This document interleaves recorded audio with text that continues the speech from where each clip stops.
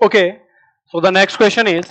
two elements A and B form compounds of formula AB2 and AB4 when dissolved in 20 gram of benzene. 1 gram AB2 lowers the freezing point by 2.3 Kelvin, whereas 1 gram AB4 lowers the freezing point by 1.3 Kelvin. The Kf of benzene is 5.4. The atomic masses of A and B are respectively. तो इस question में जो हमें concept use करना है वो use करना है फ्रीजिंग पॉइंट के डिप्रेशन का, और उसे हम स्टडी करते हैं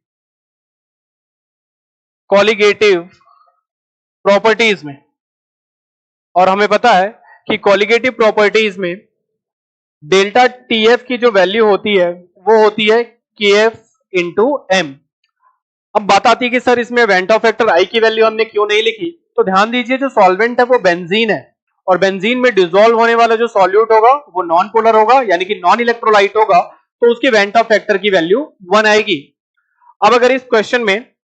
हम लोग डेल्टा टीएफ की वैल्यू पुट करें फॉर AB2 फॉर AB2, तो यहां आप ध्यान से देखिए डेल्टा टीएफ की वैल्यू जो दे रखी है वो दे रखी है 2.3, 5.4 जो है वो केएफ की वैल्यू है, और मोलैरिटी के केस में आपने 1 ग्राम मोलर वेट ऑफ AB2 को मैं अभी AB2 ही लिख देता हूं into molar weight of AB2 को हमने AB2 जानबूझकर लिखा हुआ है क्योंकि हमें मोलर वेट नहीं निकालना है, एटॉमिक वेट निकालना है, तो हम अभी उसे AB2 लिख रहे हैं upon divided by 20 gram of benzene में आपने डिसॉल्व किया है, और इसे आप 1000 से मल्टीप्लाई करेंगे तो ये 20 से 50 टाइम कैंसल आउट हो जाएगा।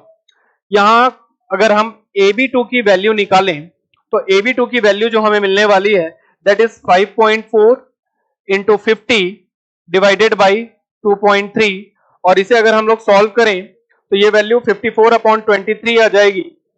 और इसको अगर सॉल्व करने की हम कोशिश करें तो ये वैल्यू हमें 117 के अप्रॉक्स मिलने वाली है।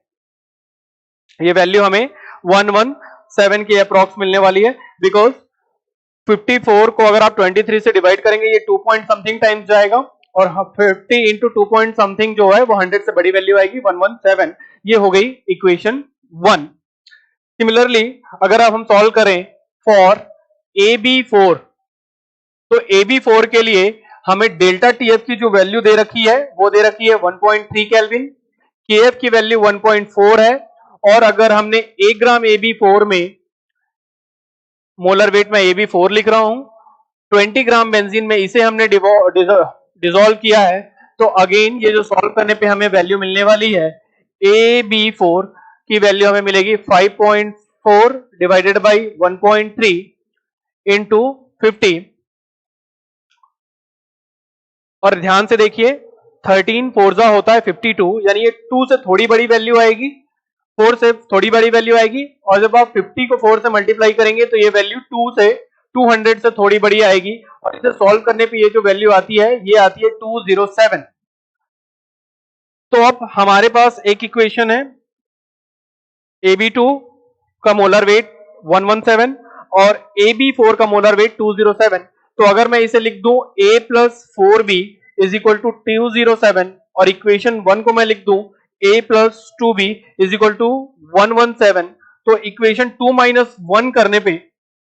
मुझे 2B की जो वैल्यू मिलेगी वो मिल जाएगी 90, यानी कि B की वैल्यू 45 मिल जाएगी, और इस B की वैल्यू को मैं अगर यहां पे पुट कर दूं तो आप यहां से A की वैल्यू निकाल सकते हैं 27। तो correct option for this question will be A 27 and B 45, which is option A.